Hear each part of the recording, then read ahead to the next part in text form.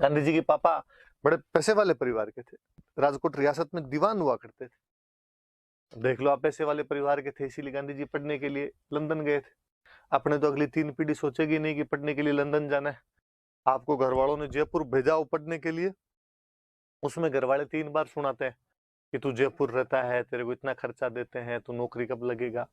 पर ये सब पैसे वाले लोग थे भाई, गांधी जी ने ये लोग। तो इन लोगों को ऐसी कोई चिंता थी नहीं, पढ़ने के लिए लंदन गए। लंदन से वापस लौट के, उसमें बैरिस्टर की पढ़ाई बहुत बड़ी चीज हुआ करती थी। वकालत भारत में सबसे बड़ा पैसा माना जाता था उस समय। मतलब अब जाके थोड़ा बहुत फिर भी कम हुआ हो, बाकी गांव के अंदर अक्सर ये कहा ही जाता था कि कोई ज्यादा पढ़ता था तो कह ही देते थे कि किसी बैरिस्टर बने।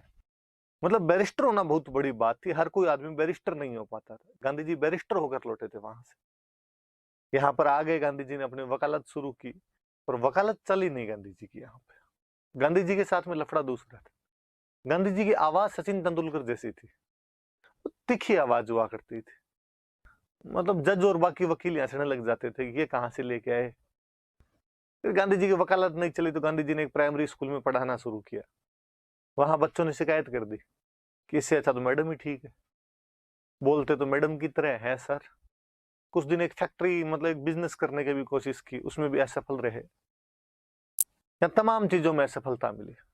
गांधी जी के पिताजी चूंकि एक बड़ी रियासत से जुड़े हुए थे, बड़े बड़े पदों पर कार्य कर चुके थे, तो बड़े बड़े कॉन्टेक्ट थे उनके। अफ्रीका में गुजराती व्यापारी रहा करते थे, अब्दुल्ला भाई। शिपिंग इंडस्ट्री के अंदर काम किया करते थे वहां पर। कई पीढ़ियों पहले वहां जाके बस गए थे और उनका अच्छा खासा वहां पर बिजनेस था। अब्दुल्ला भाई के परिवार में आपस में वसीयत को लेकर लड़ाई चल रही थी, इसलिए अब्दुल्ला भाई का परिवार के जो लोग थे, उनको एक ऐसे वकील की आवश्यकता थी जिसको अंग्रेजी भी आती हो और गुजराती भी आती हो। क्योंकि वसीयत के जो कागज थे वो गुजराती भाषा के अंदर उनके मेंटेन किए हुए थे, जबकि अफ्रीका के जो कोड थे उनमें अंग्रेजी भाषा चलती थी, क्योंकि वहां पर भी अंग्रेजों का राज था। इसलिए वहां वाले जज को गुजराती नहीं आ रही। इधर जो इंडियन जितने भी थे जिनको गुजराती आती थी तो उनको अंग्रेजी नहीं आ रही। वो भारत आए अब्दुल्ला भाई, उनको लगा कि यार ऐसा कोई वकील मिल जाए या ऐसा कोई लड़का मिल जाए जिसको अंग्रेजी और गुजराती आती हो, जो वहां ट्रांसलेट कर दे। करमचंद गांधी से मिले वो। करमचंद गांधी क्या मतलब मोहनदास करमचंद गांधी जी से मिले। पता चला कि साहब गांधी जी न केवल बैरिस्टर है, बल्कि गुजराती और अंग्रेजी दोनों पर समान अधिकार रखते हैं। उनका यार तू मेरे साथ चल ले और वहां जाके हमारा ये मुकदमा लड़ ले। गांधी जी इधर निकमे ही बैठे थे, फ्री बैठे थे। गांधी जी ने कहा पक्का, आप कहोगे तब चल लेंगे। गांधी जी वहां पर चले गए। ये बात गांधी जी भी जानते थे कि वहां यदि जज के सामने चले गए तो जज वापस अपने तो हंसने लग जाएगा। इसलिए गांधी जी ने कोर्ट के बाहर ही उनका मुकदमा सुलझा दिया था। और गांधी ने कहा क्या यार भाई भाई होके लड़ते हो आपस में, इधर लाओ वसीयत, मैं तुम्हारी अभी सोल्व कर देता हूँ। और गांधी जी ने उनका मामला जैसे तैसे करके निपटा दिया था। तो गांधी जी 1893 के अंदर अब्दुल्ला भाई का कानूनी मुकदमा लड़ने के लिए साउथ अफ्रीका गए थे। देखो 1893 बड़ा अच्छा साल है। 1893 में गांधी जी भारत से अफ्रीका गए, स्वामी विवेकानंद भारत से शिकागो गए, एनी बिसेंट आयरलैंड से भारत आई, अरविंदो घोष भी इंग्लैंड से अपनी पढ़ाई करके इसी साल भारत आए थे। तो एनी बिसेंट और अरविंदो घोष तो बाहर से भारत में आए थे। गांधी जी और स्वामी विवेकानंद भारत से बाहर जा रहे थे। विवेकानंद शिकागो जा रहे थे, गांधी जी अफ्रीका जा रहे थे। अब गांधी जी की वहां दुकानदारी चल गई, गांधी जी वहीं रहने लग गए। छोटे मोटे गांधी जी को कैश मिलने लग गए वहां पर। कोई कहे कि मेरा PWS बनवा दो, कोई कहे कि मेरा मूल निवास प्रमाण पत्र बनवा दो, किसी को कुछ ही बनवाना, किसी कुछ ही बनवाना। छोटे मोटे गांधी जी काम वहां पे मिल जाया करते थे और गांधी जी वहां छोटे मोटे काम कर लिया करते। पैसे वाले परिवार से थे ही। फिर इंडियन कम्युनिटी के लोग खूब सारे रहते हैं, उनके वकील थे, तो गांधी जी की थोड़ी आमदनी भी ठीक ही थी। चूंकि इंग्लैंड पढ़ के आए हुए थे तो सूटेड बूटेड रहा करते थे हमेशा बहुत अच्छे से। इसलिए फर्स्ट क्लास से नीचे तो बापू चलता नहीं था यार, हमेशा फर्स्ट क्लास के अंदर यात्रा करते थे। और एक दिन ऐसे फर्स्ट क्लास में यात्रा कर रहे थे, प्रिटोरिया जा रहे थे गांधी जी।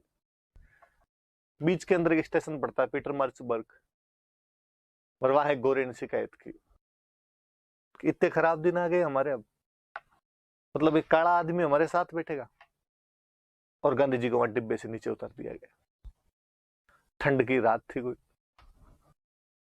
गांधी जी को सर्दी वर्दी लगी, जाके वहां स्टेशन पर टिकट भी मांगी, अगली टिकट मांगी। पहले जो टिकट मास्टर बैठा था उसने टिकट देने से मना कर दिया। जब आंखें उठा के, वो सो रहा था बेचारा, रात का टाइम था, उसने आंखें उठा के देखा, काला आदमी सामने खड़ा। उसने कहा क्या चाहिए? गांधी जी का फर्स्ट क्लास की टिकट चाहिए। उसने कहा ना ना ना ना, तुम्हें नहीं मिलती फर्स्ट क्लास की टिकट, दूसरी डिब्बे की टिकट है, वो ले ले उधर जाके।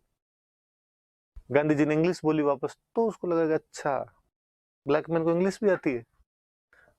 गांधी जी ने रूल और बताए सारे, रेलवे के नियमों में कहाँ कहाँ लिखा हुआ है बता तो उसको लगा अच्छा तो वकील हो रहे यार, तो उसने चुपचाप बेचारे टिकट दे दी। अगली ट्रेन आई, गांधी जी चढ़े, फिर खूब सारे अंदर गोरे बैठे थे। मन वापस गांधी जी का ध्यान किधर है, तुम्हारा डिब्बा उधर है, इधर नहीं आ सकते तुम। पर उन गोरों में बापड़ा को एक भला गोरा बैठा था, उसने कहा ये कोई तरीका थोड़ी होता है, टिकट लेके चढ़ा अगला बैठेगा। उसने कहा भाई बैठ जा तुम तो अपने। फिर यहाँ से गांधी जी को पता चला कि अंग्रेज अपने साथ रेसिज्म करते हैं, अंग्रेज अपने साथ में रंग भेद अपार्थीड पॉलिसी करते हैं। अब गांधी जी ने कहा मैं इनका विरोध करूंगा।